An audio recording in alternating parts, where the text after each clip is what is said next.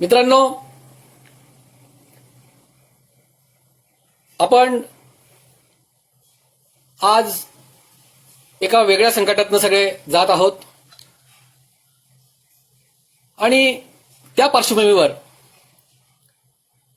सामाजिक समस्या जेव्हा उभ्या राहतात तेव्हा थेट भूमिका घ्यावी लागते आणि संघर्ष करावा लागतो। हा संघर्ष प्रामुख्याने वैचारिक असतो। ती रस्त्यावरची लढाई असू शकते, ती संसदेतली लढाई असते, संसदेच्या बाहेरची रस्त्यावरची लढाई असू शकते। आणि यासाठी ही लढाई पुढे नेण्यासाठी आपल्याला नेमका प्रश्न काय आहे, नेमका मुद्दा काय आहे ते नीट समजून घेतल्याशिवाय पुढे जाता येत नाही। आणि म्हणून आजचा हा जो मांडणी बहुजन संघटनेने ठेवलेली आहे त्याच्या पाठीमागे हेच प्रमुख कारण आहे। मी थेट विषयाला हात घालतो। 7 मे 2019 रोजी महाराष्ट्र सरकारने एक शासन निर्णय जारी केला। आता हा 7 मेचा जो शासन निर्णय आला तर त्याच्यामध्ये तरतूद अशी होती की पदोन्नतीतलं जे आरक्षण आहे, जे 1974 सालापासून महाराष्ट्रामध्ये सुरू झालेलं आहे, त्याचं स्वरूप बदलत गेलं, त्याचं पर्सेंटेज बदलत गेलं, अनेक घडामोडी झाल्या आणि त्याच्या माध्यमातून प्रमोशन मधलं आरक्षण सुरू राहिलेलं। परंतु 7 मेला जो GR आला, शासन निर्णय आला, त्याच्यामध्ये सरकारने असं सांगितलं की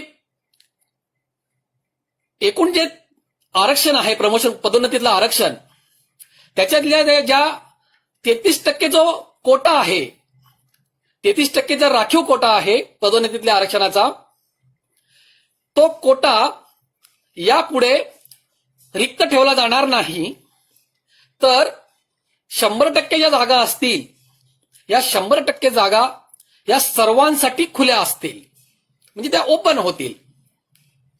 म्हणजे थोडक्यात पदोन्नतीतला जो आरक्षणाचा जो कोटा आहे, 33% जो कोटा आहे तो यापुढे रिक्त ठेवला जाणार नाही आणि सगळ्या जागा खुल्या राहतील। आणि सेवाज्येष्ठतेनुसार, सेवाज्येष्ठता या एकमेव निकषावर सगळे प्रमोशन्स होतील। आणि सेवाज्येष्ठता जी आहे ती कधीपासून ती लक्षात घेतली जाईल तर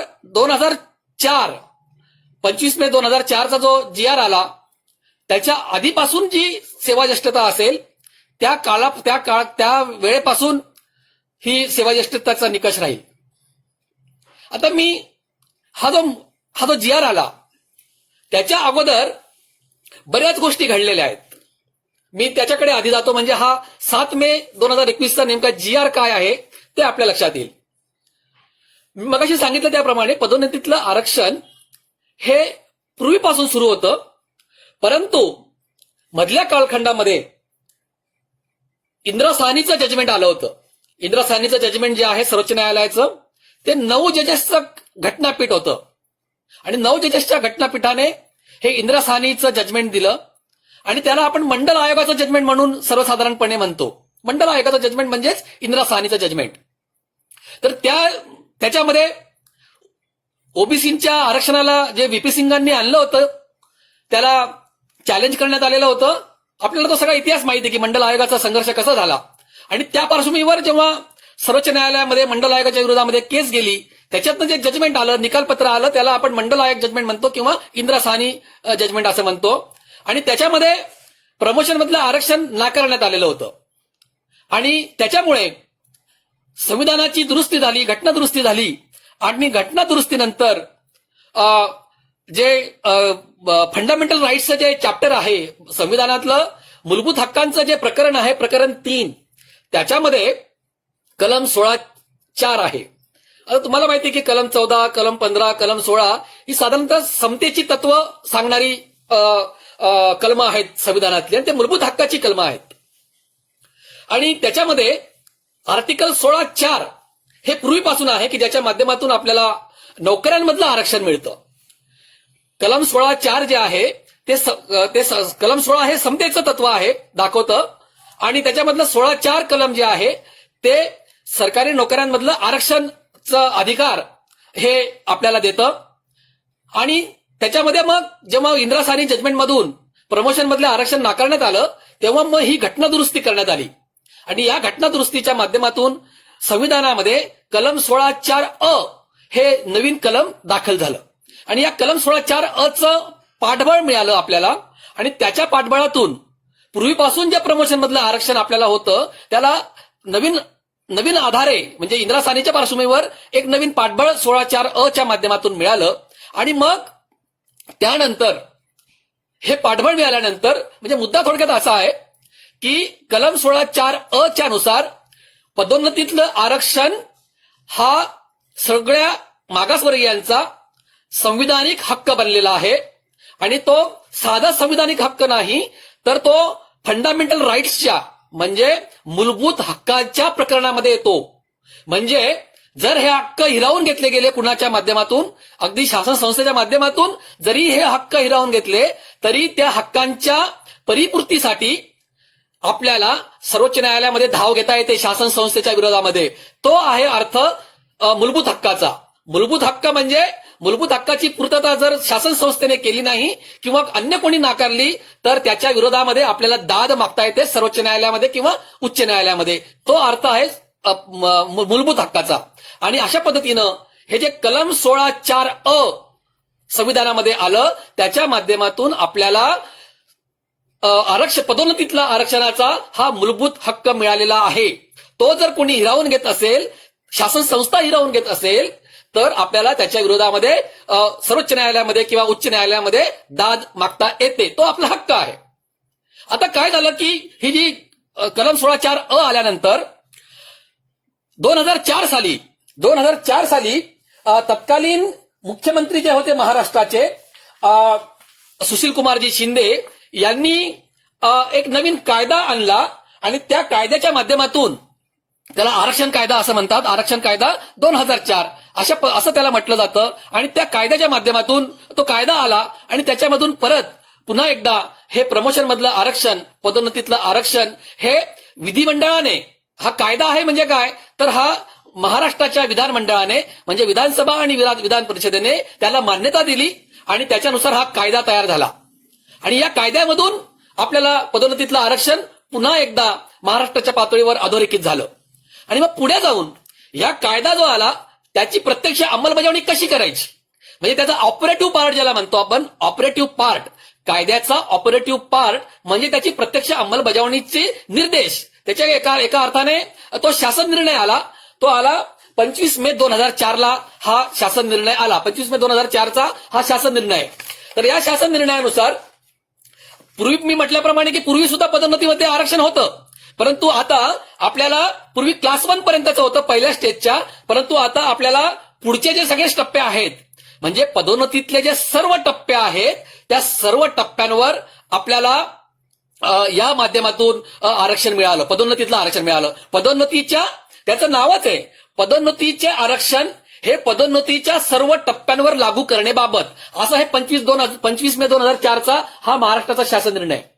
आता काय झालं की हा शासन निर्णय आल्यानंतर आपल्याला मोठ्या प्रमाणामध्ये ज्या वरची पदं आहेत, ज्या पदांवर खऱ्या अर्थानं एक जे धोरण असतं ज्याला पॉलिसी डिसिजन आपण म्हणतो किंवा धोरण ठरविणारी जी पदं असतात प्रशासनामधली, त्या पदांवर जाण्याची संधी आपल्याला पहिल्यांदा मिळाली.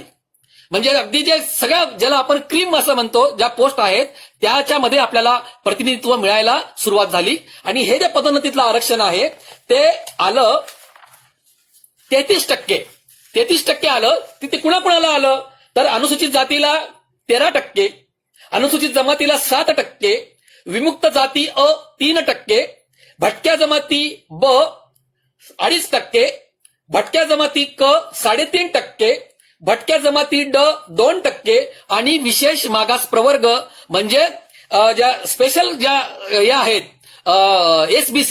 एसबीसी ज्याला म्हणतात त्यांना 2%, असं एकूण 33% हे आरक्षण पदोन्नतीतलं आरक्षण आपल्याला मिळालं. आणि हे ह्या GR च्या माध्यमातून मिळालं. आणि मग एक मोठी वाटचाल आपली या सगळ्या समाज गटांची ही सुरू झाली. आणि आपल्याला खऱ्या अर्थानं केवळ प्रतिनिधित्व नाही, प्रमोशन मधलं आरक्षण आपल्याला का हवंय, पदोन्नतीतलं आरक्षणाची आपल्याला गरज काय आहे, तर नुसतं प्रतिनिधित्व हे पुरेसं नसतं, तर ज्या प्रतिनिधित्वातनं जे परिणामकारक प्रतिनिधित्व पाहिजे, म्हणजे असं प्रतिनिधित्व हवं की ज्याच्या माध्यमातून आपण धोरण ठरवू शकतो, त्याच्यामध्ये परिवर्तन घडवू शकतो, त्याच्यामध्ये या सगळ्या धोरण प्रक्रियेमध्ये, प्रशासकीय प्रक्रियेमध्ये किंवा हा देश चालवण्याच्या सगळ्या प्रक्रियेमध्ये प्रत्यक्ष धोरण ठरवण्याच्या जागांवर आपण पोहोचतो. बाबासाहेब ज्या पद्धतीनं म्हटले होते की माऱ्याच्या जागा काबीज करा, तर या माऱ्याच्या जागा ज्या आहेत त्या केवळ राजकीय पातळीवर नसतात, तर त्या प्रशासकीय पातळीवर सुद्धा या माऱ्याच्या जागा असतात. आणि खऱ्या अर्थानं स्वातंत्र्याच्या नंतर या विशेषतः प्रशासकीय पातळीवर ज्या माऱ्याच्या जागापर्यंत पोहोचण्याचा जो अधिकार मिळाला तो आपल्याला या पदोन्नतीच्या आरक्षणाच्या शासन निर्णयातून मिळाला, हे नमूद करणं, हे अधोरेखित करणं अतिशय महत्वाचं आहे. आता काय झालं, ही प्रक्रिया सुरू झाली, मोठ्या प्रमाणामध्ये आपल्याला चांगल्या प्रमाणामध्ये आपल्याला वरच्या जागांवर जायला संधी मिळाली. परंतु साहजिकच काही मंडळींना हे मान्य नव्हतं आणि त्यांनी या शासन निर्णयाला आणि इव्हन त्या कायद्याला सुद्धा हे न्यायालयामध्ये आव्हान दिलं. ते महाराष्ट्र ऍडमिनिस्ट्रेटिव्ह ट्रिब्युनल जे आहे, ज्याला आपण महाराष्ट्र प्रशासकीय प्राधिकरण असं म्हणतो, त्याला मॅट असं त्याला म्हटलं जातं. तर त्याच्यामध्ये आपल्याला या कायद्याला आणि या शासन निर्णयाला आव्हान देण्यात आलं. आणि मग मॅटचं जजमेंट आलं 2016 साली. मॅटचं जजमेंट आलं आणि ते या आरक्षणाच्या पदोन्नतीतल्या आरक्षणाच्या विरोधात गेलं. त्याच्यानंतर उच्च न्यायालयामध्ये हे प्रकरण गेलं. उच्च न्यायालयाने त्याच्यामध्ये पण पहिल्यांदा 2 जजेस होते, नंतर मध्ये तिसऱ्या जजकडे गेलं आणि त्याच्या माध्यमातून जे जजमेंट आलं 2017 साली, हे निकालपत्र आलं, बॉम्बे उच्च न्यायालयाचा निकाल आला.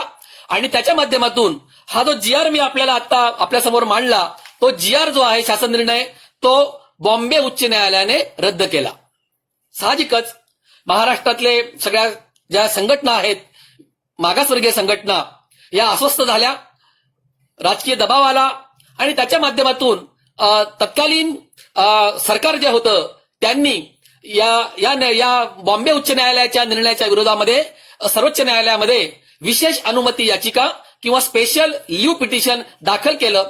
याच्याबरोबरच जसं महाराष्ट्र सरकार सर्वोच्च न्यायालयामध्ये गेलं, तशाच इतर काही संघटना ज्या आहेत, उदाहरणार्थ मागासवर्गीय ज्या कर्मचारी संघटना आहे विद्युत महामंडळातल्या, ती संघटना गेली. आदिवासींची ऑफरोड नावाची organisation for rights of tribal नावाची जी जेन्युइन खऱ्या आदिवासींची जी संघटना आहे, ती संघटना सुद्धा सर्वोच्च न्यायालयामध्ये दाखल झाली आणि इंदिरा जयसिंग सारखे वकील त्याच्यामध्ये देण्यात आल्या या संघटनांकडून. आणि सर्वोच्च न्यायालयामध्ये हे प्रकरण पोहोचलं. दुर्दैवानं सर्वोच्च न्यायालयाने या बॉम्बे उच्च न्यायालयाच्या निकालाला स्टे दिला नाही, त्याला स्थगिती दिली नाही. आणि त्याच्यानंतर या काळामध्ये भाजपाचं सरकार होतं, देवेंद्र फडणवीसजींचं सरकार होतं. तर नेमकं काय झालं या काळामध्ये की 2017 साली हे झाल्यानंतर, सर्वोच्च न्यायालयामध्ये गेल्यानंतर महाराष्ट्र सरकारने 29/12/2017 म्हणजे 29 डिसेंबर 2017ला एक साधं सामान्य प्रशासन विभागाचं पत्र येते. जे पत्र काढलं महाराष्ट्र शासनाच्या सामान्य प्रशासन विभागाने किंवा फडणवीस सरकारने, ते साधं पत्र आहे सामान्य प्रशासन विभागाचं, जनरल ऍडमिनिस्ट्रेशन डिपार्टमेंटचं, GADचं. तो GR नाही, तो शासन निर्णय नाही, एक साधं पत्र. आणि त्या पत्रातनं त्यांनी असं सांगितलं की यापुढे 29 डिसेंबर 2017 यापुढे महाराष्ट्रातले जे 33% ज्या जागा आहेत पदोन्नतीतल्या आरक्षणाच्या, त्या रिक्त राहतील आणि उर्वरित जी 67% पदं आहेत पदोन्नतीतल्या आरक्षणाचे, ती खुली राहतील. आणि त्या खुल्या जो प्रवर्ग आहे, जो खुला गट आहे महाराष्ट्रातला, त्यांच्या पदोन्नत्या सुरू राहतील. म्हणजे फडणवीस सरकारने काय केलं की खुल्या प्रवर्गाच्या प्रमोशन सुरू केलीत, त्यांच्या पदोन्नत्या सुरू केल्या, मात्र 33% जागा रिक्त ठेवल्या मागासवर्गीयांच्या, परंतु त्यांच्या पदोन्नत्या मात्र थांबवल्या. हा एका अर्थाने अन्याय घडला. आणि तेव्हापासून आजपर्यंत महाराष्ट्रातल्या ज्या मागासवर्गीयांच्या ज्या 33% पदं जी आहेत त्याच्यावरच्या पदोन्नत्या आजपर्यंत झालेल्या नाहीत. दरम्यानच्या काळामध्ये अनेक अधिकारी मोठ्या पदांवर जाण्यापासून वंचित राहिले, त्याच्यापर्यंत ते जाऊ शकले नाहीत.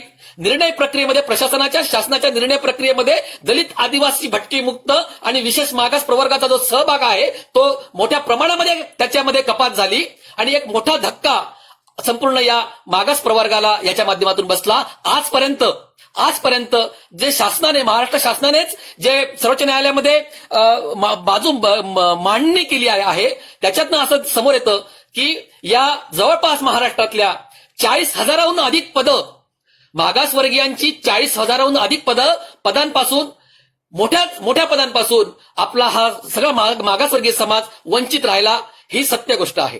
40,000हून अधिक पदं गेल्या 2 वर्षामध्ये या पदांची संख्या अजून वाढली असेल, ती काही 50,000च्या वर सुद्धा गेली असण्याची शक्यता नाकारता येत नाही. ती आकडेवारी समोर येऊ शकते शासनाने ठरवलं तर. मुद्दा असा आहे की हे सगळं गेले 4 वर्ष घडत राहिलं. दरम्यानच्या काळामध्ये शासन आपल्या मागासवर्गीय संघटना सतत चर्चा करत होत्या शासनाशी, आणि दरम्यानच्या काळामध्ये ठाकरे आणि पवारांचं हे नवीन महाराष्ट्र विकास आघाडी सरकार आलं आणि त्याच्यामधून संघटना सारख्या शासनाच्याकडे जात होत्या, बोलत होत्या, मागणी मांडत होत्या की आम्हाला आमचं आरक्षण मिळालं पाहिजे, परंतु शासनाने फारसं काही लक्ष दिलं नाही. आणि दरम्यानच्या काळामध्ये ऑक्टोबर 2020 मध्ये महाराष्ट्र शासनाचा मंत्रिगट तयार झाला आणि त्या मंत्रिगटाच्या माध्यमातून त्याचे अध्यक्ष हे अजित पवार झालेत आणि बाकीचे सामाजिक न्याय मंत्री, आदिवासी विकास मंत्री हे सगळे त्या समितीमध्ये, त्या मंत्रिगटामध्ये आले. ऑक्टोबर 2020 मध्ये हा मंत्रिगट तयार झाला. आपला प्रश्न असा आहे की हा मंत्रिगट गठीत झाल्यानंतर यांनी काय कामकाज केलं, यांच्या किती बैठका झाल्या ते सांगितलं पाहिजे. महाराष्ट्र विकास आघाडी सरकारने हे सांगितलं पाहिजे जनतेला की त्यांनी या मंत्रिगटाच्या किती बैठका झाल्या, काय त्यांची मिनिट्स ऑफ मीटिंग सांगाव्यात, कोण त्याला हजर होतं, काय भूमिका मांडल्या गेल्या मागासवर्गीयांच्या बाजूनी, ते आजपर्यंत या सरकारने काहीच केलेलं दिसत नाही.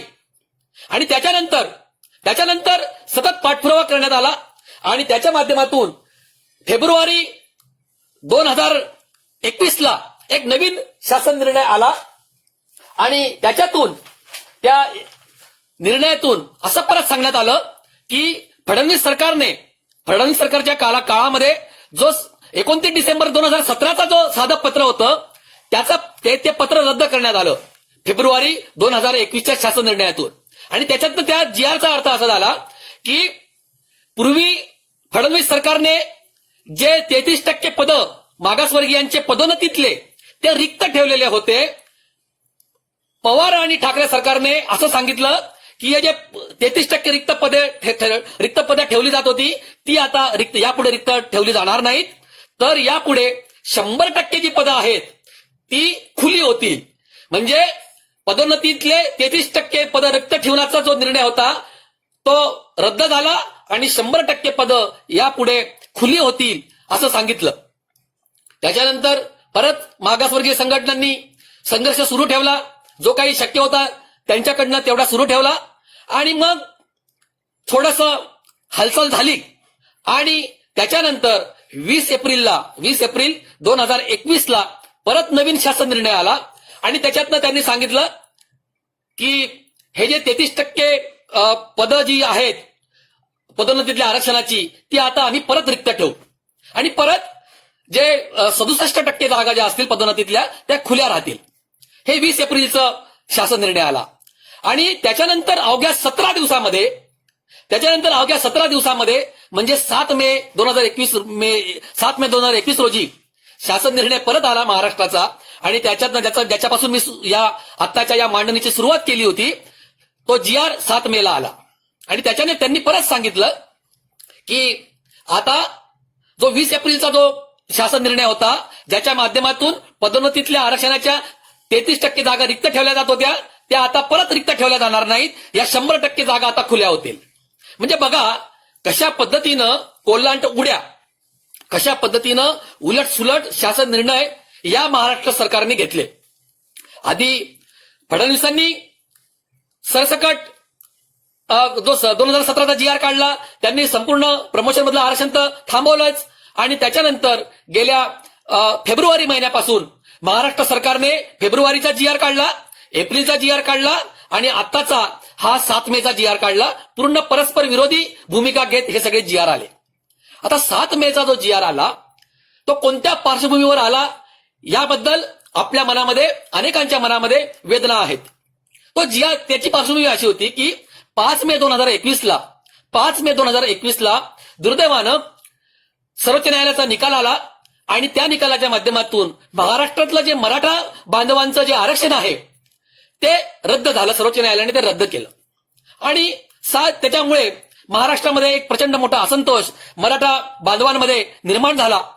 त्याचं प्रतिबिंब सरकारवर पडलं, त्याचा मोठा दबाव सरकारवर आला आणि त्याच कालखंडात त्याच वेळी आपण सगळे प्रसार माध्यमांमध्ये बघत असतो, समाज माध्यमांमध्ये बघत असतो की त्यावेळेस समाज माध्यमांमध्ये एक पोस्ट व्हायरल झाली आणि त्याच्यामध्ये असं सांगितलं जात होतं की आम्हाला आरक्षण नाही तर कुणालाच नाही, म्हणजे आम्हाला नाही तर कुणालाच नाही, अशा पद्धतीच्या पोस्ट या व्हायरल होत राहिल्या, समाज माध्यमांवर गेल्या आणि खूप अस्वस्थता त्याच्यामुळे पसरत होती. आणि त्याच्यानंतर लगेच हा 7 मे 2021चा शासन निर्णय आला आणि त्याच्या माध्यमातून ज्या 33% आरक्षित गटासाठीच्या ज्या रिक्त पदं ठेवण्याचा जो निर्णय 20 एप्रिलला घेण्यात आला होता तो उलटवला गेला आणि 100% जागा पुन्हा या खुल्या करण्यात आल्या.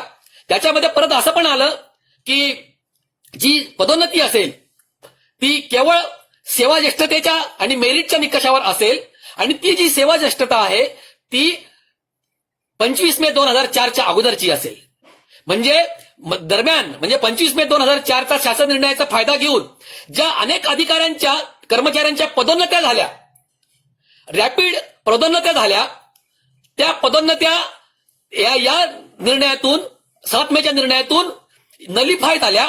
आणि त्यांनी सांगितलं, नलिफाय म्हणण्यापेक्षा त्यांनी असं सांगितलं की त्या पदोन्नत्या कन्सिडर केल्या जाणार नाहीत आणि ते जे अधिकाऱ्यांना पदोन्नत्या मिळाल्या होत्या मागासवर्गीयांना, तर ते गृहीत न धरता त्यांची पूर्वीची 2004 पूर्वीची जी सिनियरिटी आहे, सेवा ज्येष्ठता आहे, ती लक्षात घेतली जाईल, त्यावेळेची सिनियरिटी लक्षात घेतली जाईल आणि त्यानुसार सगळ्यांचे खुल्या गटामधनं प्रमोशन्स होतील, असा हा 7 मे 2021चा शासन निर्णयाचा अर्थ आहे. ही सगळी गोष्ट इथपर्यंत येऊन थांबलेली आहे आता. आणि म्हणून ज्या पार्श्वभूमीवर हा 7 मेचा शासन निर्णय आला त्याच्यामुळे साहजिकच एकूण संपूर्ण मागासवर्गीय समाजामध्ये एका प्रकारचं एक असंतोष निर्माण झाला, नाराजी निर्माण झाली आणि मग आपल्या संपूर्ण महाराष्ट्राभर सगळ्या आंबेडकरी चळवळ असेल, नेहमीप्रमाणेच आंबेडकरी चळवळीने पुढाकार घेतला आणि इतरही ज्या मागासवर्गीय संघटना आहेत त्या छोट्या मोठ्या प्रमाणामध्ये याच्या संदर्भात भूमिका घेऊ लागल्या. आदिवासी संघटना आहेत त्यांच्या सुद्धा आता वेगवेगळे वेबिनार्स आणि मिटिंगा सुरू आहेत, पत्रकं काढली जात आहेत, मुख्यमंत्र्यांना निवेदनं पाठवली जात आहेत. एका प्रकारे गेल्या 4 वर्षांनंतर पहिल्यांदा गेल्या 4 वर्षामध्ये म्हणजे गेली 4 वर्ष पदोन्नतीतलं आरक्षण नाकारलं गेलेलं होतं, परंतु आता पहिल्यांदा आज असं वातावरण तयार झालेलं आहे की पदोन्नतीतलं आरक्षण हा विषय आज सगळीकडे, सगळ्या महाराष्ट्रामध्ये, विशेषतः मागासवर्गांमध्ये खूप मोठ्या प्रमाणामध्ये पसरलेला आहे आणि सगळ्या संघटना या आता थेट भूमिका घेत आहेत. पुण्यामध्ये सुद्धा अजित पवारांच्या बंगल्याच्या बाहेर काही तरुणांनी, आंबेडकरी चळवळीतल्या तरुणांनी आंदोलन केलं आणि हा विषय याबद्दल सगळेच मागासवर्गीय एक आहेत असा मेसेज त्याच्या माध्यमातून समाजामध्ये गेला. मित्रांनो, प्रमोशन मधलं आरक्षण हा मुद्दा सामाजिक न्यायाचा मुद्दा आहे, हा संविधानिक हक्काचा मुद्दा आहे आणि या निमित्ताने एकूणच दोघं जे सरकार आहेत, म्हणजे महाराष्ट्र विकास आघाडीचं आत्ताचं सरकार असेल किंवा आधीचं फडणवीस सरकार असेल, या दोघांनी अतिशय ग्रेव्ह इनजस्टिस, फार मोठा अन्याय या सगळ्या मागासवर्गीय समाजावर केलेला आहे. कशा प्रकारे केलेला आहे? आपल्याला असं दिसतं की 2017 साली जेव्हा उच्च न्यायालयाचा निकाल आला तेव्हा महाराष्ट्र सरकार सर्वोच्च न्यायालयामध्ये गेलं, जरूर गेलं, परंतु त्या प्रकरणाचा पाठपुरावा महाराष्ट्र सरकारच्या फडणवीस सरकारने केला नाही. फक्त याचिका दाखल केली. मोठ्या प्रमाणामध्ये म्हणजे सर्वोच्च न्यायालयामध्ये जेव्हा केस जाते त्याला वजन येण्यासाठी, चांगले आर्ग्युमेंट होण्यासाठी सिनियर काउन्सिल द्यायची गरज असते, म्हणजे वरिष्ठ वकील देण्याची गरज असते. कधी वकील दिला, कोणता वकील दिला फडणवीस सरकारने, आणि त्या वकिलांनी, त्या ज्येष्ठ वकिलांनी सर्वोच्च न्यायालयामध्ये कधी बाजू मांडली हे सांगावं फडणवीसांनी. आता ते विरोधी पक्ष नेते आहेत, त्यांनी सांगावं की त्यांनी कशा पद्धतीनं त्या काळामध्ये मागासवर्गीयांची बाजू सर्वोच्च न्यायालयामध्ये मांडली. माझ्या माहितीनुसार सर्वोच्च न्यायालयामध्ये कधीही ज्येष्ठ वकील, ज्येष्ठ विधिज्ञ, सिनियर काउन्सिल महाराष्ट्राच्या वतीनं मागासवर्गीयांच्या बाजूनं, सामाजिक न्यायाच्या बाजूनं उभे राहिले नाहीत. त्यांनी आर्ग्युमेंट फारसं केलं नाही, आलंच नाही समोर. आणि काय झालं दरम्यानच्या काळामध्ये,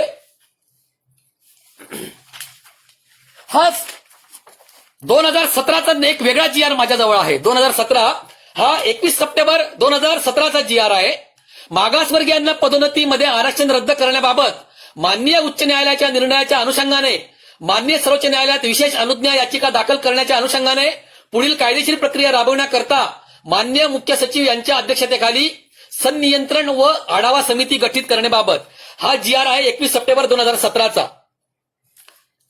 आता ही कमिटी तयार झाली. या GRच्या माध्यमातून एक कमिटी तयार झाली. महाराष्ट्राचे जे मुख्य सचिव आहेत त्यांच्या अध्यक्षतेखाली 11 लोकांची, 11 अधिकाऱ्यांची ही कमिटी तयार झाली.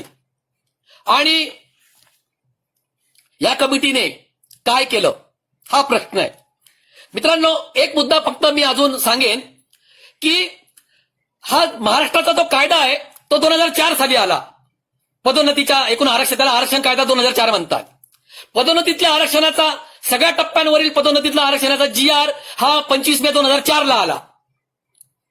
आणि 2006 ला सर्वोच्च न्यायालयाचं एक वेगळं जजमेंट आलं, एक वेगळं निकालपत्र आलं. आणि त्या निकालपत्राला नागराज केस असं म्हणतात. नागराजचा निकाल, नागराज प्रकरण होतं. आणि एक महत्वाचा निकाल या माध्यमातून सर्वोच्च न्यायालयाकडून आला.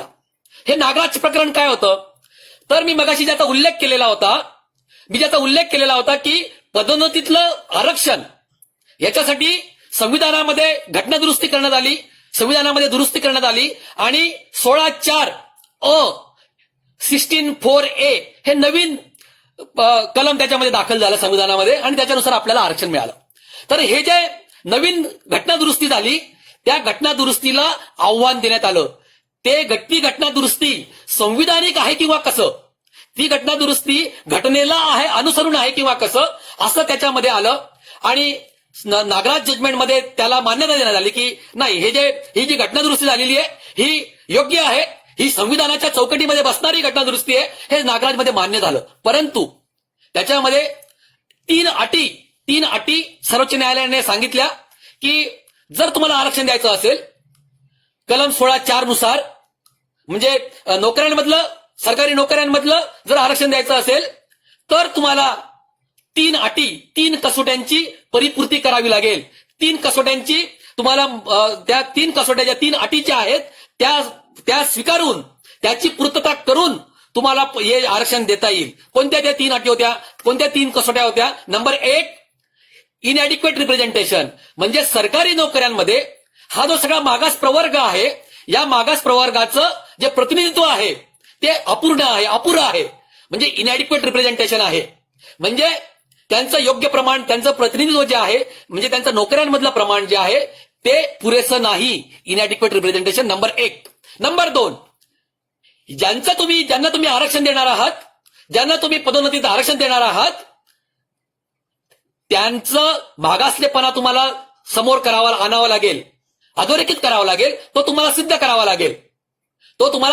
लागेल. म्हणजे या मागास प्रवर्ग आहे हा ओरिजिनलीच मागास आहे, त्याचं म्हटलं की त्याचं मागासलेपण तुम्हाला परत सिद्ध करावं लागेल, हे सांगितलं. आणि तिसरा कसोटी जी सांगितली ती सांगितली की हे जे तुम्ही आरक्षण देणार या मागास प्रवर्गाला आणि किंवा त्यांना पदोन्नतीत आरक्षण देणार, तर याच्यामुळे जे प्रशासनाची जी कार्यक्षमता आहे त्याला बाधा येता कामा नये. एफिशियन्सी म्हणजे नंबर 1 अपुऱ्या प्रतिनिधित्व, नंबर 2 मागासलेपण आणि 3 प्रशासनातली कार्यक्षमता. या 3 मुद्दे, या 3 कसोट्या, या 3 अटी पूर्ण झाल्या तर तुम्हाला हे आरक्षण 16(4) आणि 16(4) अ नुसार मिळू शकेल. हे नागराज जजमेंट 2006 ला आलं. आणि मी मगाशी सांगितलंच की हा जो कायदा आहे आपला तो 2004 चा आहे. आपला जो शासन निर्णय पदोन्नतीतल्या आरक्षणाचा, सर्व टप्प्यांवरील पदोन्नतीतल्या आरक्षणाचा, तो GR सुद्धा 2004 चा आहे. त्याच्यामुळे हा GR काढताना त्याचा विचार होणं शक्य नव्हतं नागराज केसचा. आणि मग जेव्हा या GR ला आव्हान देण्यात आलं, त्या GR ला आव्हान देण्याचं किंवा कायद्याला आव्हान देण्याचं जे सूत्र होतं ते नागराज केसच्या या ज्या 3 अटी आहेत त्या 3 अटी समोर ठेवून खुल्या गटातल्या जे विजय घोगरे जे आहेत, महाराष्ट्रातले एक अधिकारी आहेत खुल्या प्रवर्गातले, त्यांनी या मुद्द्यांवर आधारून, नागराज केसच्या या कसोट्यांवर आधारून त्यांनी हे न्यायालयाला चॅलेंज केलं होतं. आणि मग हा उच्च न्यायालयाचा निकाल हा आला आणि त्याच्यातनं पदोन्नतीतला आरक्षणाचा GR हा जो आहे हा रद्द झाला होता. तर या 3 कसोट्या होत्या. आता मी परत येतो फडणवीस सरकारच्या कालखंडामध्ये. फडणवीस सरकारने, मी सांगितलं तुम्हाला मगाशी की 21 सप्टेंबर 2017 ला हा GR काढला होता आणि त्याच्या माध्यमातून हे जे मागासवर्गीयांच्या पदोन्नतीतल्या आरक्षणासाठी संख्यात्मक आकडेवारी तयार करावी आणि त्याचा अहवाल तयार करावा असा हा GR होता 2017चा. या समितीने काय काम करायचं होतं की या ज्या 3 अटी आहेत नागराज केसने सांगितलेल्या, या 3 अटींची पूर्तता करायची होती. त्याचा अभ्यास करायचा होता. फार काही अवघड काम नव्हतं. शासन यंत्रणा आहे, प्रचंड अवाढव्य शासन यंत्रणा आहे, प्रचंड ताकद आहे, प्रचंड मनुष्यबळ आहे या सरकारच्या हातामध्ये. त्यांनी ही कमिटी नेमली. त्यांनी काय केलं या कमिटीने? 2017 साली ही कमिटी गठीत झाली आणि फडणवीस सरकारचा जो कालखंड होता त्या कालखंडामध्ये या कमिटीने काय केलं? काही केलेलं नाही. यांनी आकडेवारी गोळा केली नाही. जे इनॅडिक्वेट रिप्रेझेंटेशन म्हणजे मागासवर्गीयांचं अपूर्ण प्रतिनिधित्व हे यांनी समोर आणायला पाहिजे होतं, ते आणलं नाही. बॅकवर्डनेसचा, मागासलेपणाचा मुद्दा होता, कार्यक्षमतेच्या बद्दलचा मुद्दा होता. या कोणत्याही गोष्टीला फडणवीस सरकारने स्पर्श सुद्धा केलेला नाही या कमिटीने. आणि दुसरीकडे सर्वोच्च न्यायालयामध्ये सुद्धा काही केलेलं नाही. आणि त्याच्यानंतर हे तथाकथित फुले शाहू आंबेडकरांचं नाव घेणारं नवीन महाराष्ट्र सरकार आलं, महाराष्ट्र विकास आघाडीचं. त्यांनी काय दिवे लावले? त्यांनी काही केलं? त्यांनी सुद्धा प्रदीर्घ काळ काही केलं नाही.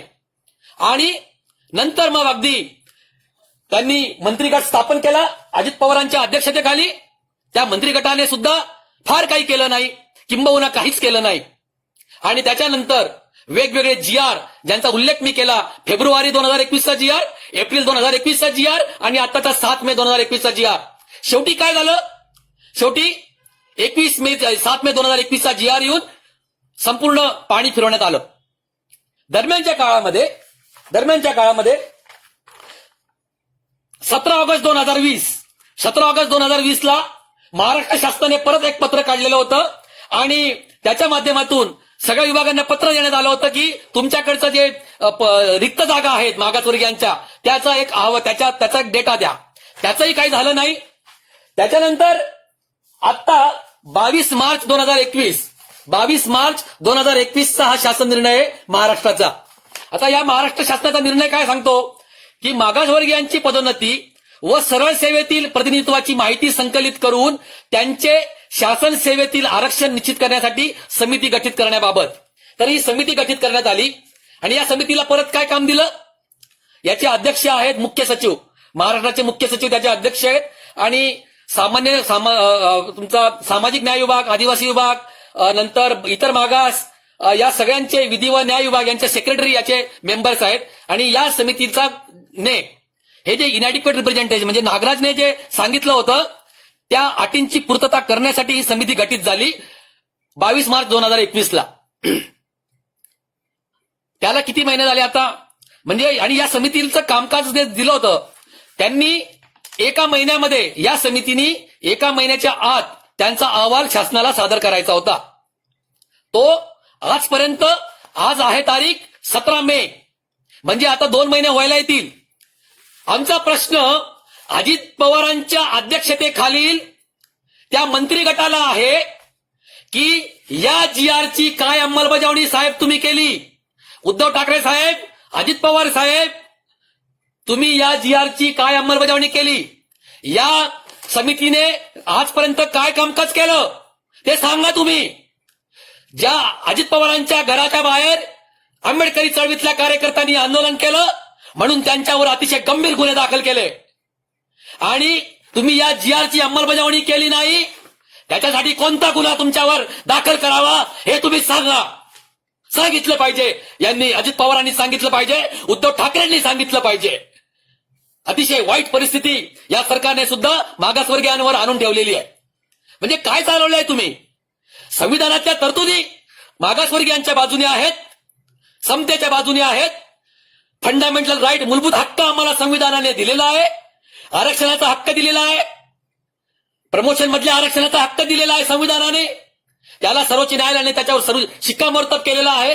तरी सुद्धा तुम्ही आम्हाला सामाजिक न्याय नाकारत आहात. फडणवीसांनी तेच केलं. महाराष्ट्र विकास आघाडीच्या उद्धव ठाकरे आणि अजित पवारांनी सुद्धा तोच अन्याय सुरू ठेवलेला आहे. म्हणून आम्हाला वेदना आहेत. मित्रांनो, एक हा जो जीआर आहे 22 मार्च 2021चा, ज्याच्या माध्यमातून ही कमिटी गठीत करण्यात आली. मित्रांनो, दरम्यानच्या काळामध्ये मी परत थोडासा मागे जातो. हे जे सगळे प्रमोशन मधल्या पदोन्नतीतल्या आरक्षणाचा जो सगळा मुद्दा आहे हा वेगवेगळ्या राज्यांमध्ये तयार झाला. कर्नाटकामध्ये तयार झाला, त्रिपुरा असेल, उत्तर प्रदेश असेल, झारखंड असेल, मध्य प्रदेश असेल, या सगळ्या राज्यांचे जे पदोन्नतीतल्या आरक्षणाचे जे कायदे होते किंवा निर्णय होते ते सगळे प्रक्रिया या केसेस सर्वोच्च न्यायालयामध्ये पोहोचल्या. आणि त्याच्यानंतर 2018 साली सप्टेंबर 2018ला जर्नेल सिंग नावाचं एक सर्वोच्च न्यायालयाचं प्रकरण सुरू आहे. त्याच्यामध्ये याच्या बऱ्याचशा ज्या याचिका आहेत वेगवेगळ्या राज्यांमधल्या, त्या याचिका त्याच्यामध्ये टॅग करण्यात आलेल्या आहेत. आणि जर्नेल सिंगच्या जजमेंट आलं सप्टेंबर 2018ला आलं. आणि त्या जर्नेल सिंग जजमेंटमध्ये असं सांगण्यात आलं की मागासवर्गीयांच्या जे आरक्षणासाठी किंवा त्यांच्या पदोन्नतीतल्या आरक्षणासाठी नागराज जे प्रकरण आहे, नागराजचा जो निकाल आहे, त्याने ज्या 3 कसोट्या सांगितल्या होत्या त्या 3 कसोट्यापैकी मागासलेपणाची जी कसोटी आहे, अट आहे, त्याची गरज नाही हे जर्नेल सिंगच्या जजमेंटने सांगितलं. त्यांनी सांगितलं की हा जो हे जे मंडल आयोगाचं जजमेंट आहे, हे मंडल आयोगाचं जजमेंट आहे. म्हणजे सुप्रीम कोर्ट मंडल कमिशन केस 1992 हे मंडल आयोगाचं जजमेंट आहे. आणि या जजमेंटमध्ये असं सांगण्यात आलेलं आहे, 9 जजेसचं जजमेंट आहे. त्याच्यामध्ये जस्टिस पी बी सावंत होते, फार थोर जज होते जस्टिस पी बी सावंत. त्यांना आपण गमावलेलं आहे नुकतंच. त्या जस्टिस पी बी सावंतांच्या आणि एकूण या जजमेंटमध्ये असं स्पष्ट लिहिलेलं होतं की एससी आणि एसटी जे आहेत ते मुळातच मागासले आहेत, त्यांना क्रिमी लेअर लावायची गरज नाही, हे या जजमेंटमध्ये स्पष्टपणे सांगण्यात आलेलं आहे. त्याच इंदिरा साहनी या जजमेंटचा आधार घेऊन आताच्या 2018च्या जर्नेल सिंग जजमेंटमध्ये सर्वोच्च न्यायालयाने अधोरेखित केलं की एससी एसटीला त्यांचं मागासलेपण सिद्ध करण्याची गरज नाही. मग प्रश्न काय तो मागासलेपणाचा. आता हा जो शासन निर्णय आहे 22 मार्च 2021चा, ज्याच्यानुसार त्यांनी ह्या ज्या 3 अटींची पूर्तता करावी असं म्हटलेलं आहे, तर मुळामध्ये एससी एसटीचा मागासलेपणा सिद्ध करण्याची गरज सुद्धा नाही. तरी सुद्धा याच्यामध्ये आलेलं आहे या शासन निर्णयात की मागासलेपणा सुद्धा आपल्याला सिद्ध करायचा आहे, कमिटीने समोर आणायचा आहे. म्हणजे हे जे शासन निर्णय करणारे यांचं डोकं ठिकाणावर होतं का किंवा आहे का हा शासन निर्णय करताना, ते साधं वाताना जर्नेल सिंग जजमेंट माहित नाही. जर्नेल सिंग निकाल जो सर्वोच्च न्यायालयाने 2018 साली दिला त्याचं यांना माहिती नाही की त्यांनी मागासलेपणा सिद्ध करण्याची गरज नाही हे सांगितलं. हे शासन निर्णय करणाऱ्यांना माहित नव्हतं का? मंत्रिगट जो अजित पवारांच्या अध्यक्षतेखाली आहे त्यांना हे माहिती नव्हतं का? काय करत होता हा मंत्रिगट? या मंत्रिगटाला विचारलंय का? सगळ्या मंत्रिगटाची बैठक घेतली का अजित पवारांनी? त्याच्यामध्ये आदिवासी विकास मंत्री पाहिजे होते, त्याच्यामध्ये आदिवासी विकास मंत्र्यांना बोलवलं का? सामाजिक न्याय मंत्री त्याच्यामध्ये हजर होते का हे जीआर काढताना? तर तसं काही आपल्याला ऐकिवात नाही. तर मित्रांनो, एकंदरीत आपण जे बघत आहोत की महाराष्ट्रातला जो पदोन्नतीतला आरक्षणाचा जो तिढा आहे, तो पेच आहे, तो इथल्या राज्यकर्त्यांनी सोडवण्याकडे पूर्णतः दुर्लक्ष केलेलं आहे, त्याची हेळसांड केलेली आहे. दुसरीकडे काय घडलं, दुसऱ्या राज्यांमध्ये काय घडलं त्याच्याकडे मी येतो आणि मग परत मी महाराष्ट्राकडे येईन.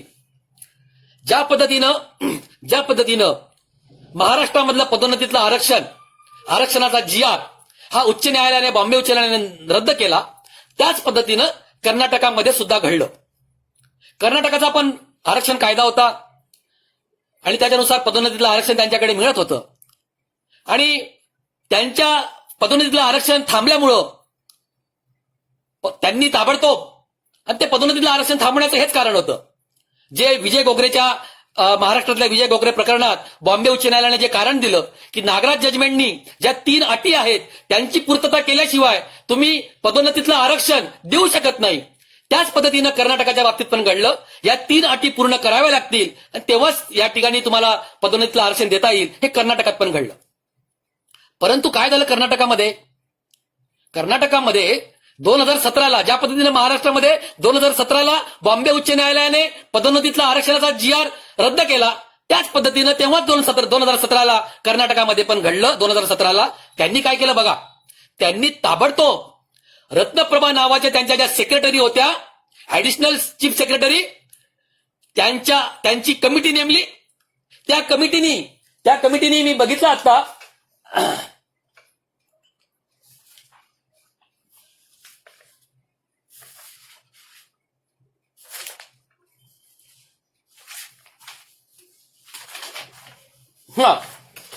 त्या कमिटीनी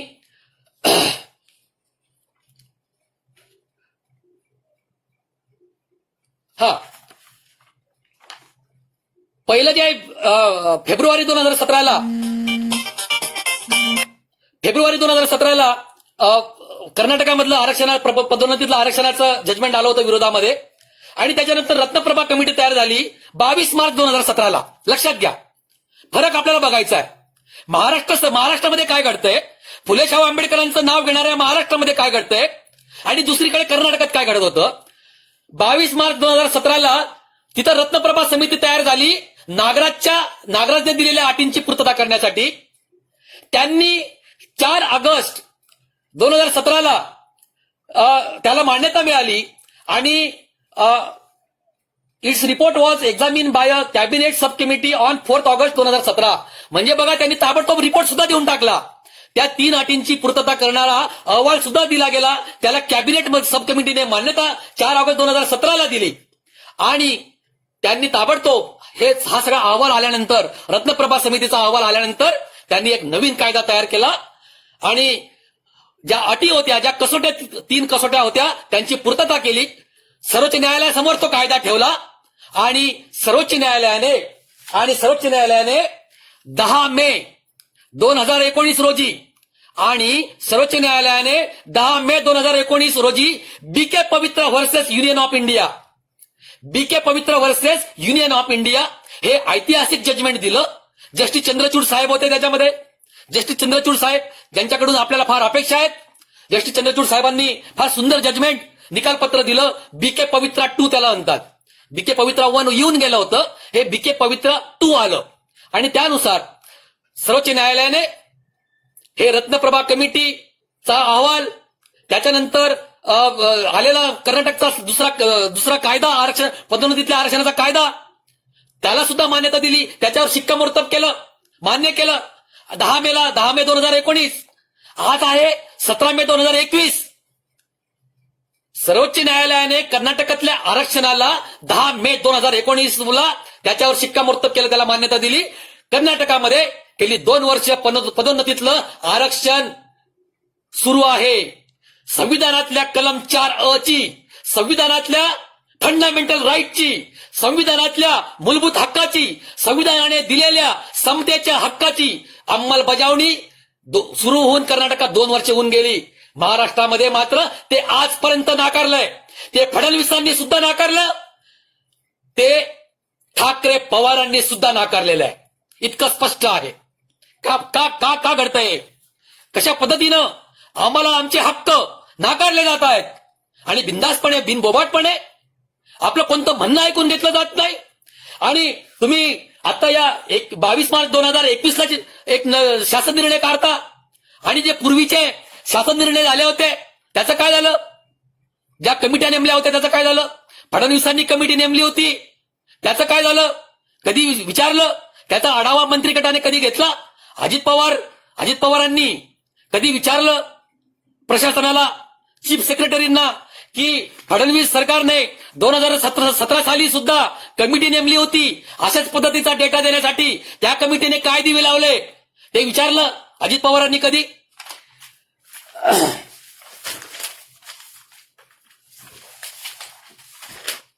17 ऑगस्ट 2020 ला पत्र दिलं होतं सगळ्या जागांची माहिती घेण्यासाठी, त्याचं काय झालं ते काय विचारलं नाही.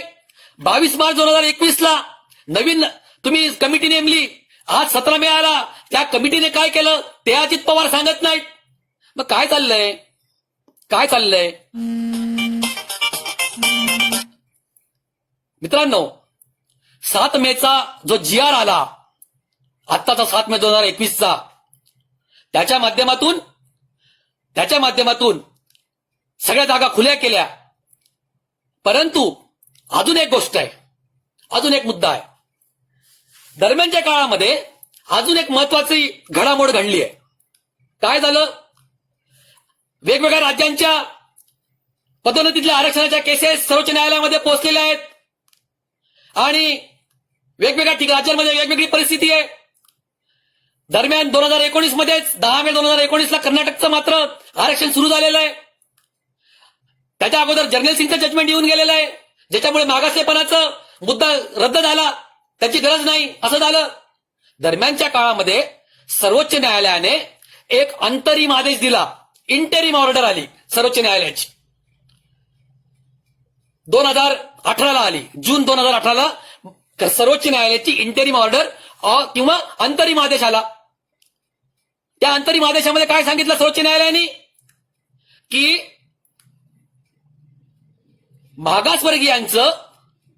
मागासवर्गीयांच्या जागेवर पदोन्नती करण्यास आणि खुल्या जागांवर पदोन्नती करण्यास या सर्वोच्च न्यायालयाचा कुठलाही अडथळा नाही. हे जसेचे तसे वाक्य सांगतोय मी. काय वाक्य आहे ते? मागासवर्गीयांच्या जागांवर पदोन्नती आणि खुल्या जागांवरची पदोन्नती करण्यास सर्वोच्च न्यायालयाचा कुठलाही अडथळा नाही, सर्वोच्च न्यायालयाचा कुठलाही अडसर नाही. हे सर्वोच्च न्यायालयाची ही इंटरिम ऑर्डर किंवा अंतरिम आदेश आहे. मित्रांनो, या आदेशानंतर हा 2018चा आदेश आहे. त्याच्यानंतर भारत सरकारच्या गव्हर्नमेंट ऑफ इंडियाच्या department of personnel and pension, ज्याला आपण एका अर्थाने कर्मचारी विभाग म्हणतो आपण, त्या विभागाने, हा गव्हर्नमेंट ऑफ इंडियाचा डिपार्टमेंट आहे, त्या गव्हर्नमेंट ऑफ इंडियाच्या डिपार्टमेंटनी पत्र काढलं. हे बघा, हे पत्र आहे ते department of personnel government of India. याची तारीख आहे 15 जून 2018. याची तारीख आहे 15 जून 2018. 15 जून 2018 ला गव्हर्नमेंट ऑफ इंडियाने भारत सरकारच्या या विभागाने, म्हणजे भारत सरकारने सगळ्या राज्य सरकारांना पत्र दिलं, महाराष्ट्र सरकारला सुद्धा पत्र दिलं, आदेश दिला, पत्र नाही, हा आदेश आहे. काय आदेश आहे? त्याला ऑफिस मेमोरॅन्डम म्हणतो, OM. जसा आपण GR म्हणतो तसा हा ऑफिस मेमोरॅन्डम आहे. आणि हा महाराष्ट्राचे जे चीफ सेक्रेटरी आहेत, म्हणजे महाराष्ट्राचे जे प्रशासकीय प्रमुख आहेत, म्हणजे मुख्य सचिव, त्यांना हा आदेश आलेला आहे. आणि त्याच्यात असं सांगितलं, आणि त्याच्यामध्ये या सर्वोच्च न्यायालयाच्या या जजमेंट, या अंतरिम आदेशाचा संदर्भ देण्यात आला होता. आणि तो संदर्भ देऊन भारत सरकारने महाराष्ट्र सरकारला कळवलं की याच्यानुसार तुम्हाला मागासवर्गीयांच्या जागांवर आणि खुल्या जागेवर पदोन्नती तुम्हाला करता येईल, असे आदेश आलेत. काय झालं? हा आदेश आलाय 15 जून 2018 ला. 15 जून 2018 ला फडणवीसांचं भाजप सरकार होतं. त्यांनी काय अंमलबजावणी केली या भारत सरकारच्या आदेशावर? काही केली नाही. आम्ही असं ऐकतो, जे ऐकायला मिळालं की महाराष्ट्र सरकारचं असं म्हणणं होतं त्याही वेळेस की हा आदेश हा महाराष्ट्रासाठी नव्हताच. हा आदेश सर्वोच्च न्यायालयाचा जो आदेश आहे, अंतरिम आदेश, तो महाराष्ट्राला नव्हताच. अशा पद्धतीचे आकलेचे तारे यांच्या कोणीतरी जे अधिवक्ता आहेत त्यांनी दिले असावेत आणि त्यानुसार महाराष्ट्र सरकार म्हणतं की हे आम्हाला लागूच नाही. जर तुम्हाला हे लागू नाही असं जर तुम्हाला वाटत होतं तर तुम्ही याच्या संदर्भात अधिक स्पष्टीकरण करण्यासाठी तुम्ही सर्वोच्च न्यायालयामध्ये तुमचा सिनियर काउन्सिल, तुमचे ज्येष्ठ वकील त्या ठिकाणी तुम्ही पाठवायला पाहिजे होते. सर्वोच्च न्यायालयामध्ये साधं मेन्शन करावं लागतं, काही करावं लागत नाही. तुमचे जे सिनियर काउन्सिल असतात, तुमचे जे ज्येष्ठ वकील असतात, त्यांनी त्या ठिकाणी जायचं, मेन्शन करायचं, नमूद करायची असते मुद्दा, आणि त्याप्रमाणे नमूद केलं की लगेच त्या विशिष्ट केसला धरून तुम्हाला कोर्ट तुमचं म्हणणं ऐकून घेतं. सर्वोच्च न्यायालयामध्ये महाराष्ट्र सरकारने स्पष्टीकरण मागायला पाहिजे होतं. जर तुम्हाला वाटत होतं महाराष्ट्र सरकारला की हा आदेश आम्हाला लागू नाही किंवा याच्याबद्दल नीट बोध व्हावा, तर तशा पद्धतीचं स्पष्टीकरण, तशा प्रकारचा खुलासा महाराष्ट्र सरकारने कधीही मागितला नाही. सर्वोच्च न्यायालयामध्ये अजिबात गेले नाहीत, पोहोचलेच नाहीत. आणि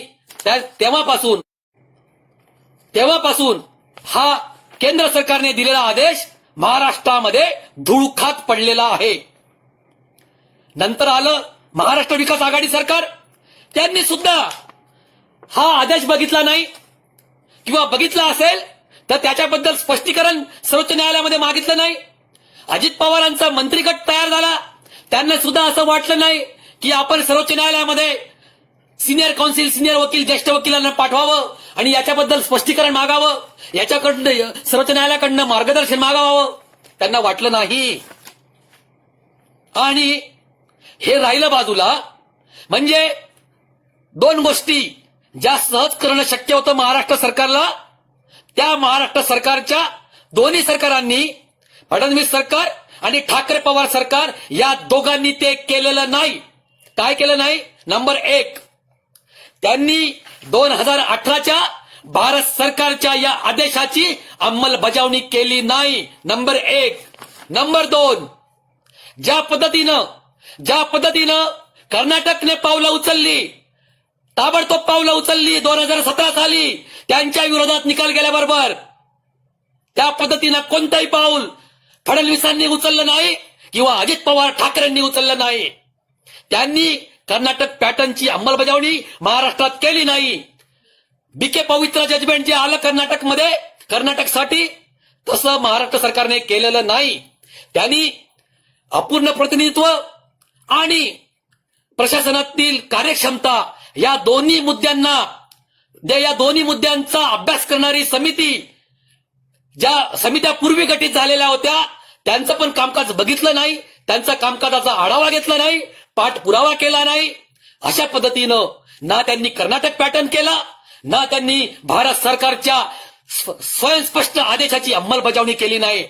अशा पद्धतीनं या दोन्ही सरकारांनी संविधानातल्या तरतुदींची, संविधानातल्या मूलभूत हक्कांची, सामाजिक न्यायाची, महाराष्ट्राच्या विधिमंडळाने केलेल्या 2004च्या आरक्षण कायद्याची घोर अवहेलना केली, घोर हेळसांड केली. आमचे हक्क आमच्यापासून गेली 4 वर्ष हिरावून घेतले. आणि कुठल्या तोंडानं ही मंडळी फुले शाहू आंबेडकरांचं नाव घेत आहेत? यांना कुठलाही अधिकार नाही. हा महाराष्ट्र, याचं जे पुरोगामित्व सांगितलं जातं, पुरोगामित्व तेव्हाच असेल जेव्हा इथल्या दलित, आदिवासी, भटक्या विमुक्तांना त्यांचा हक्क मिळेल, तो डावलला जाणार नाही. तेव्हाच हे महाराष्ट्र खऱ्या अर्थानं पुरोगामी आहे असं म्हणता येईल. मित्रांनो, अनेक गोष्टी आहेत जे मगाशी मी उल्लेख केला होता बीके पवित्रा जजमेंटचा. त्याच्यामध्ये जस्टिस चंद्रचूड साहेबांनी फार चांगल्या पद्धतीनं सांगितलं की मेरिट कशाला म्हणायचं. लोक म्हणतात की मेरिटचं काय, जस्टिस चंद्रचूड साहेबांनी सांगितलं मेरिट कशाला म्हणतात. अरे तुमचे जे मेरिट आहे, जर तुम्ही समाजातल्या एका घटकाला वगळून तुम्ही जर समाज चालवत असाल, प्रशासन चालवत असाल, शासन चालवत असेल, तर ती संस्था, त्या संस्थेमध्येच मेरिट नाही असं म्हणता येईल. या ठिकाणी जस्टिस पी.बी. सावंत आहेत.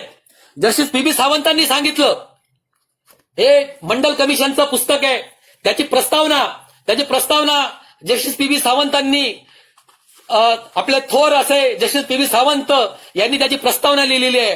त्याच्यामध्ये जस्टिस पी.बी. सावंत म्हणतात, सामाजिक और आर्थिक असमानता वाले सभी समाजों में स्वतःस्फूर्त अदृश्य आरक्षण की व्यवस्था होती है. म्हणजे समाज व्यवस्थेमध्ये ऑलरेडी एक प्रकारचं आरक्षण असतं आणि ते आरक्षण हे वरच्या वर्गासाठी असतं. आणि अशा समाज व्यवस्थेमध्ये तुम्हाला जिनके हाथ में ताकत होती है और वे वंचितों को सभी लाभों से दरकिनार कर देते हैं, यह आरक्षण ताकतवर लोगों के पक्ष में तब तक बना रहता है जब तक कि जानबूझकर की गई कार्रवाई से उसे रोका न जाए. बघा ते काय म्हणतायत, जब तक कि जानबूझकर की गई कार्रवाई से उसे रोका न जाए और उसका वितरण अन्य लोगों में न किया जाए.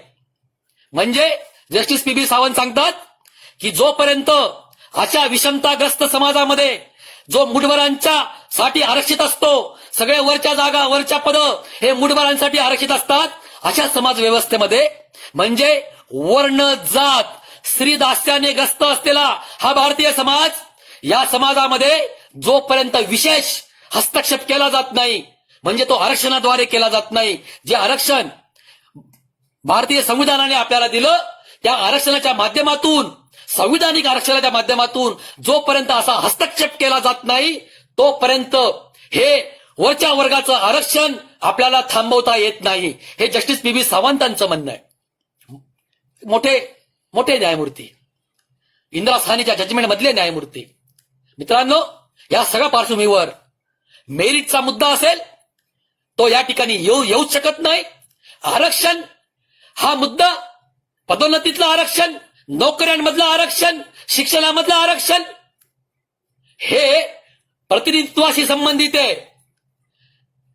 आमचे वामनदादा कर्डक सांगून गेले, सांगा बिर्ला टाटा बाटा आमचा वाटा कुठे आहे हो. शिक्षणातलं आरक्षण, नोकऱ्यांमधलं आरक्षण, पदोन्नतीतलं आरक्षण हा आमचा वाटा आहे. तो आम्हाला संविधानाने दिला आहे. आमच्या बापाने, आमचे संविधानाचे शिल्पकार डॉक्टर बाबासाहेब आंबेडकरांनी ते आम्हाला दिलेलं आहे. त्याच्यामुळे, परंतु तरी सुद्धा या सगळ्या सरकारांनी आमचे हक्क हिरावून घेतलेले आहेत आणि म्हणून आपल्याला यासाठी लढाई करावी लागेल, संघर्ष करावा लागेल. आपला लढा हा संविधानाच्या रक्षणासाठी आहे. आपला लढा हा संविधानिक हक्कांसाठी आहे. तो आपण नक्की मिळवू, त्यासाठी आपण संघर्ष करत आलेलो आहोत. बाबासाहेब सांगतायत एके ठिकाणी की आम्हाला संघर्षाशिवाय आम्हाला काहीच मिळू शकत नाही, ते आम्हाला कधीच मिळालं नाही. संघर्ष आम्हाला करत राहावाच लागणार आहे. मित्रांनो, संघर्ष तुमच्या आमच्या रक्तामध्ये आहे. हा संघर्ष आपण नक्की करू. बाबासाहेबांनी सांगितलं, एज्युकेट, युनाइट अँड एजिटेट. शिका, संघटित आणि संघर्ष करा. तो संघर्ष आम्ही करू, आपण नक्की करू. आपण हा लढा, पदोन्नतीतल्या आरक्षणाचा लढा आपण पुढे घेऊन जाऊ. आपण पवार आणि ठाकरेंच्या सरकारला ज्या विचारू की आमचा वाटा कुठं आहे, आमचं पदोन्नतीतलं आरक्षण कुठं आहे, ते आपण घेतल्याशिवाय राहणार नाही. मित्रांनो, तुम्ही मला बराच वेळ ऐकून घेतलं, बराच वेळ झालेला आहे. मला तुम्ही ऐकून घेतलं.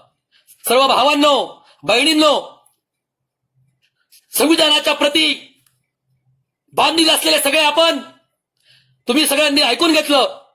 बहुजन संघटकनी मला संधी दिली. माझे मित्र राहुल खांडेकर, त्यांची सगळी टीम बहुजन संघटकाची, त्यांनी मला आज या ठिकाणी संधी दिली. माझे विचार, माझे मुद्दे, माझी भूमिका मांडण्याची एक संधी, माझ्या समुदायापुढे मांडण्याची संधी तुम्ही दिली, त्याबद्दल मी तुमचा मनापासून आभारी आहे. जय शिवराय, जय बिरसा, जय फुले, जय शाहू, जय भीम, इन्कलाब जिंदाबाद.